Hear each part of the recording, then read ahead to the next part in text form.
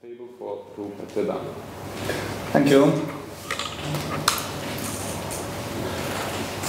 Before beginning, I would like to greet everybody and to thank you for, especially to the organizers, for giving me the opportunity to be here with you and to take part in this rather challenging meeting.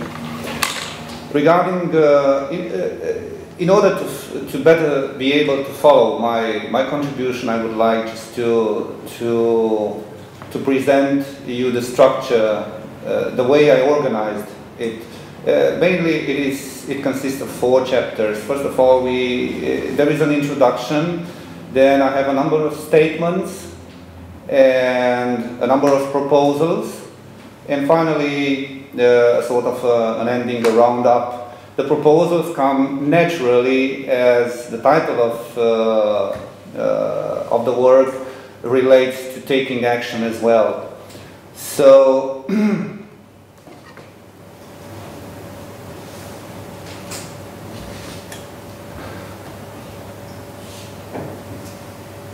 as an introduction, I would say that corruption is a problem, a major problem, which has dramatic social, cultural, political, and economic, as well as financial consequences throughout Europe.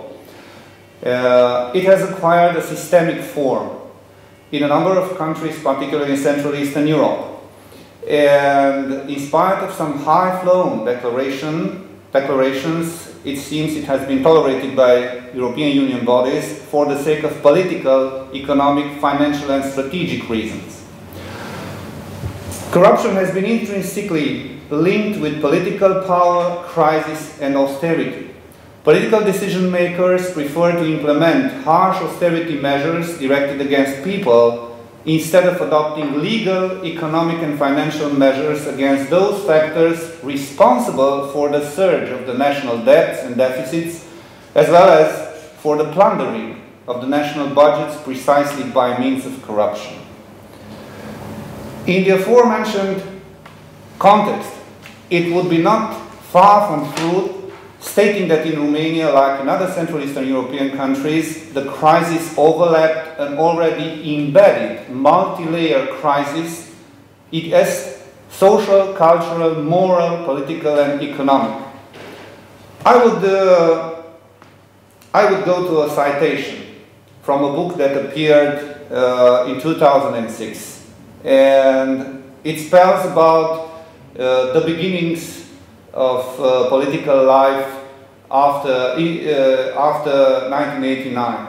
The citation goes like this: "What is happening today to Romanians in the Romanian state and society, a high percentage of poverty, increased discrepancies between the poor and the rich, generalized corruption, economic backwardness and political humiliation, inferior international status, has its origin in the way the communist regime was removed and in the manner the Romanian state has been reconfigured in the period of the debut of the political and economical transition 1990-1991. The book is written by a well-known historian, Stonescu Alex Mihai. I think that in many ways this citation fits what is going on in Central Eastern European countries. Therefore, I come to 2 considerations. One consideration deals with a historical and political aspect. The other one deals with an anthropological aspect. As related to the first, I say that mutant capitalism is the systemic form acquired by neoliberal capitalism ever since the early 90s in Central Eastern Europe. There are a number of mutations which make this form of neoliberal paradigm particular. In terms of political origins, the fundamental mutation lies in the fact that the former dictatorial left, that is the second and the third echelon of power in the state, have turned into right, so as to survive the new political and historical realities after 1989 in Central Eastern Europe, and so as to thrive on them. The hard fact outcome was the emergence of a new breed of political, financial, and economic oligarchy. In order to acquire legitimacy and international political backup from the mainstream neoliberal actors, this new political elite had to commit a political parricide.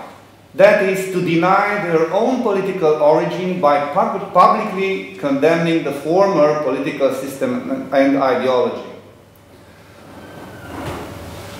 In terms of economic governance, this mutant capitalism has a most striking negative feature that distinguishes it from all traditional capitalism. The new oligarchy is mostly composed of or related to the structures of the actual state administration and state institutions, which, together with their tycoon clientele, are organized like gangs.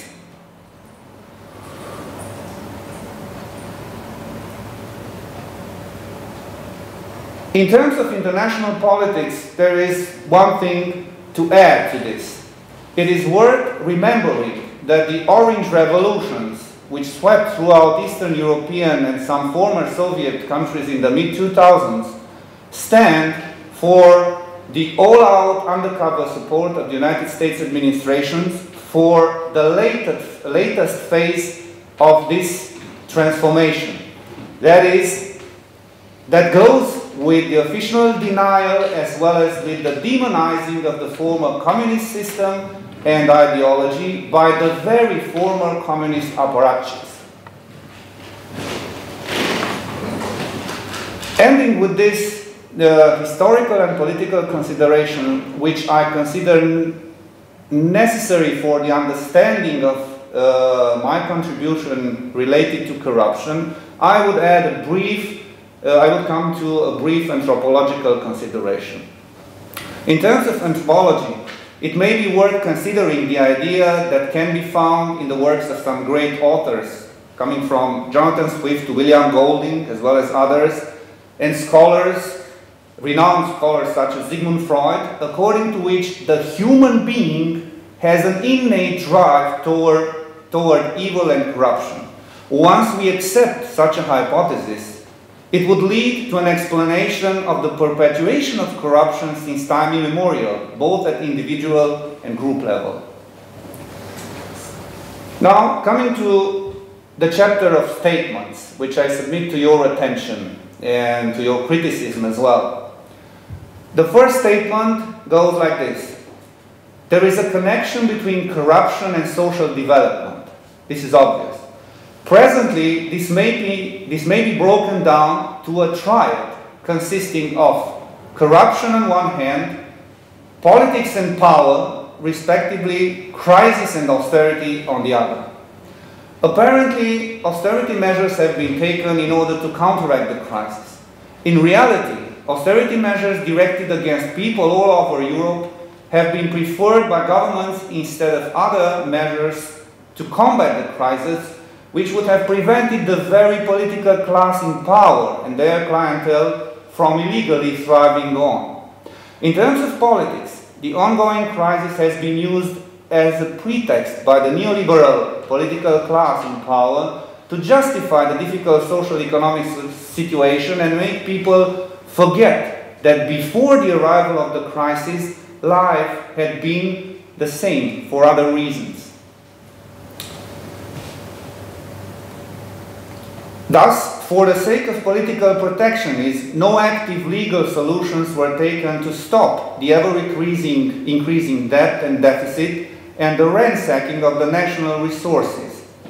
In other words, abuse of public power through corruption leads to unfair redistribution of national wealth, unemployment, impoverishment, segregation, and fragmentation of society. As arguments or examples, I would come up with a number of examples to support this first statement. In Romania, economists demonstrated that if those in power had the political will to reduce by 25% private companies doing less business with the state, by 25% less fiscal evasion of politically protected companies, and by 25% the contraband, the budgetary deficit would be more than covered, and more importantly, there would have been no need to adapt anti-social measures of austerity. I don't insist on examples demonstrating the huge amounts of expenditures the government did precisely during the period of crisis when they applied the most anti-social and the most hated measures against the population. I would come with some quite late declarations of the Romanian Prime Minister in charge, who actually stated some week ago at the national radio Romanian news channel the following. Of course, accusing the former government of corruption and of causing millions of euro damage to the Romanian state. One example mentioned by him was the fact that after replacing the head of the National Fiscal Administration Agency, the state budget gained, just in a couple of months, more than 1 million euro, which otherwise would have been lost to the political clientele, to the previous political clientele. He also admitted that some of the strategic companies in the field of chemical industry, this is Olchem, electric power production, Hidroelectrica, as well as the Romanian Post Company, have been brought to the brink of collapse by corrupt management. A second statement goes like this.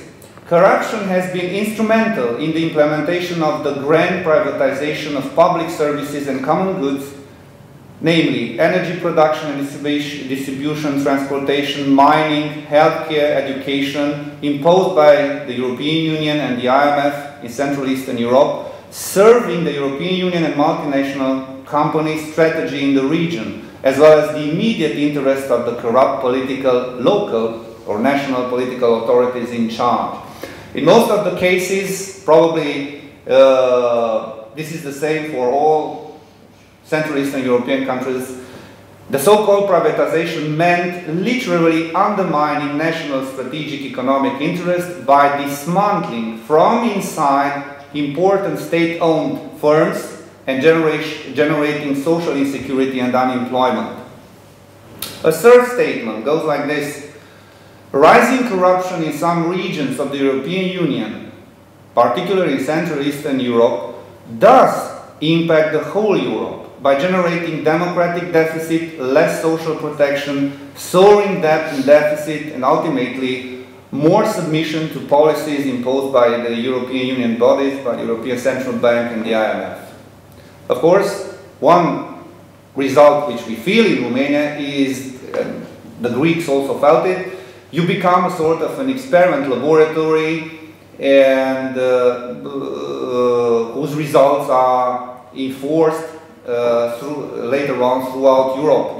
We can see that measures which were taken 2 years ago in Europe were later on taken in Greece, and now they are taken in Spain or Italy and Portugal.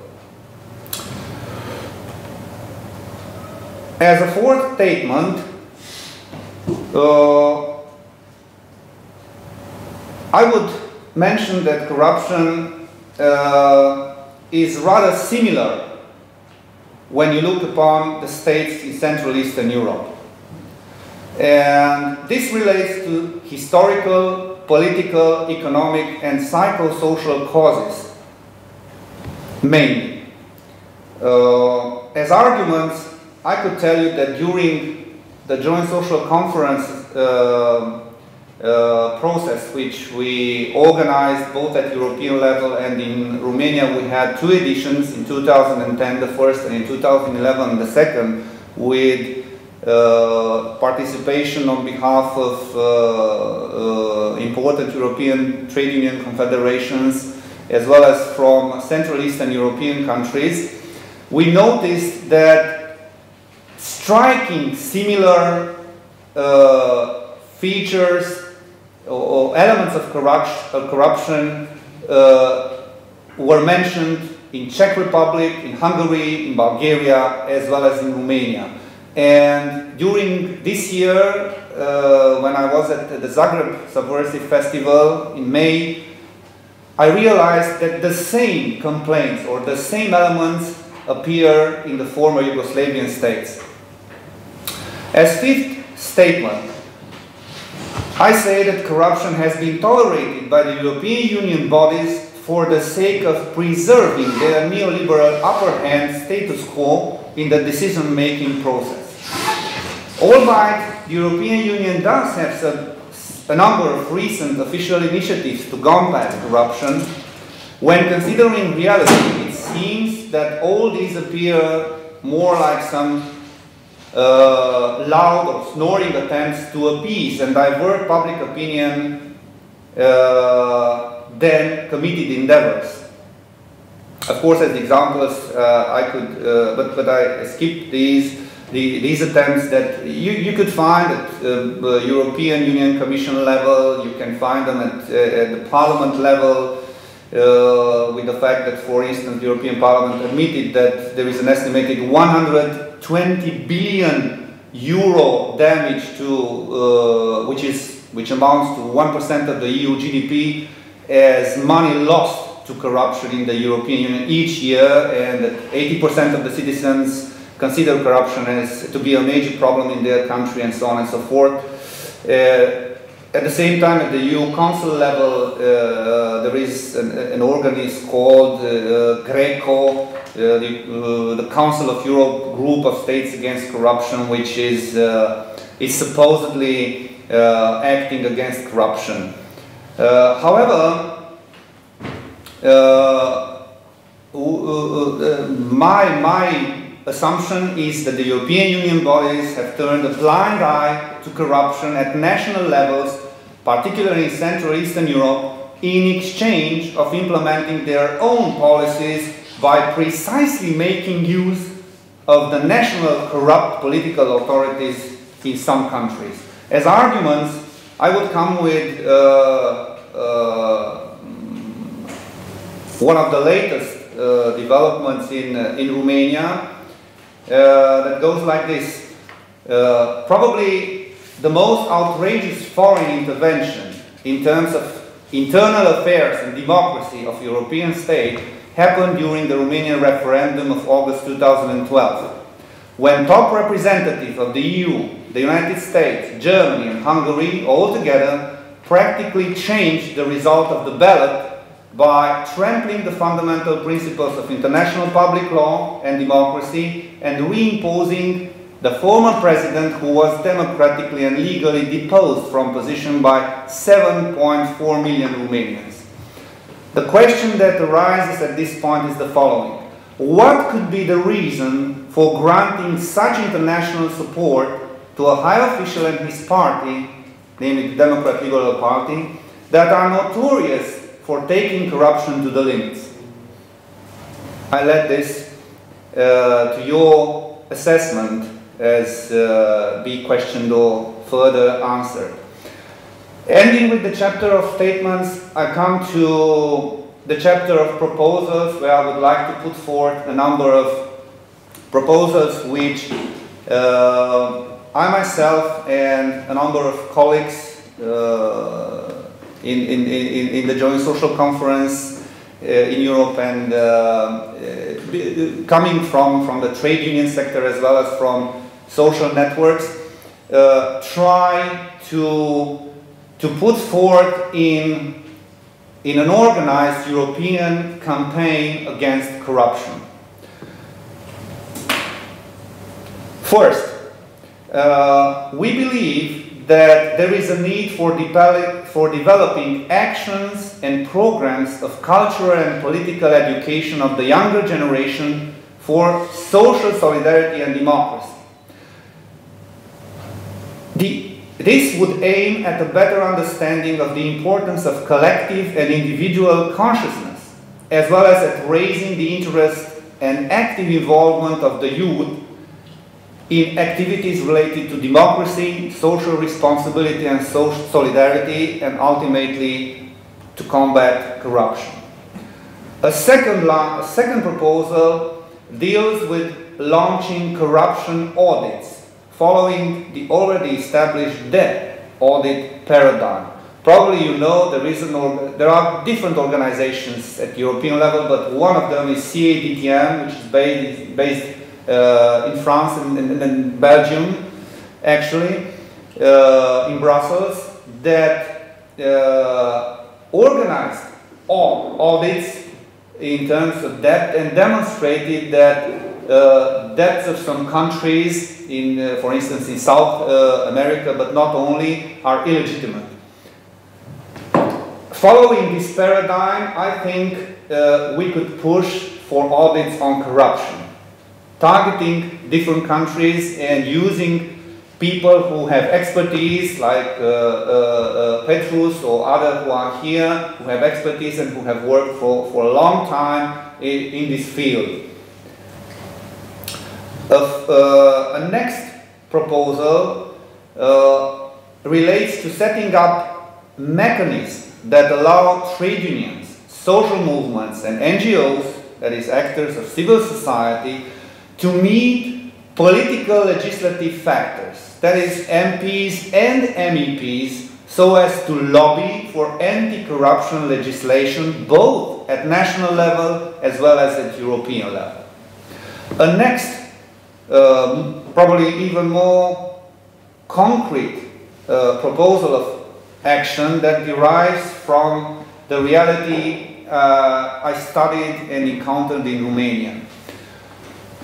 It deals with lobbying for European legislation that would sanction private companies for doing fraud business with the state under political protections. Such legal measures would have a noticeable impact on reducing corruption, fraud, and state budget suction. This should contain at least a set of norms concerning transparency, easy-to-follow methodology, and particularly clear legal accountability of all parts involved in contracts with the state, and rather severe legal sanctions in case of proven fraud contracts. I would come up with a number of examples that are striking, and probably our colleagues from Serbia would feel like a deja vu. It many times happens when we have meetings where there are other Central Eastern European colleagues.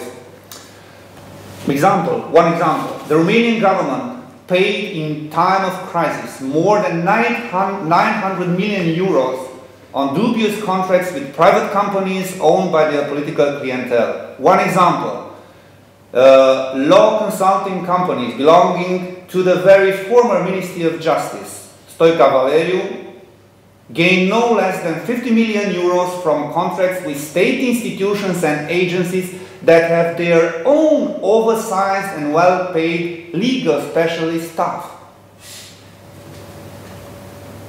Another example. According to the media, public sources, the construction of highways in Romania is probably one of the most expensive and inefficient in Europe.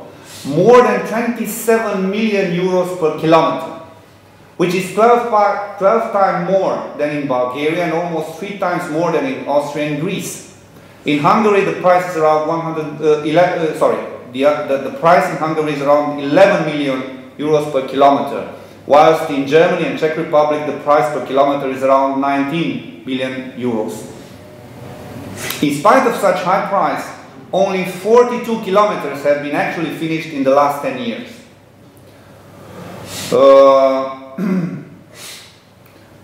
I would skip some other examples, I think these are already relevant. A next proposition deals with lobbying for European legislation to prevent governments from granting subventions to private companies and thus enhance unfair competition to the detriment of state companies in the same field of activity. I would come up with, again, with probably one example. again according to public sources. Alros Latina, it's a famous aluminium producer which before 1989 was probably the biggest supplier in the former CAIR countries in the Soviet bloc.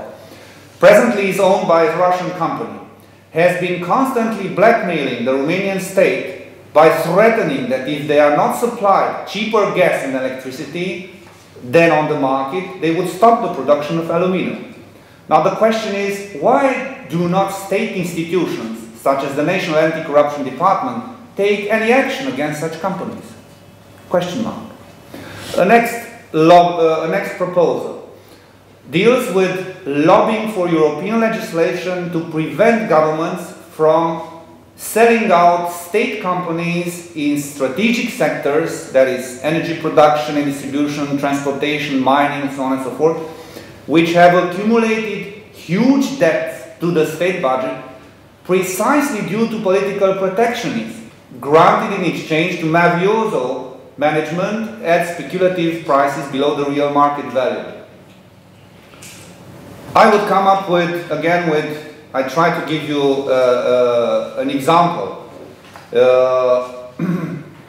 Presently, one of the most important strategic Romanian state-owned companies in the field of energy production, that is Hidroelectrica S.A., is being liquidated, even though it could not have worked in deficit.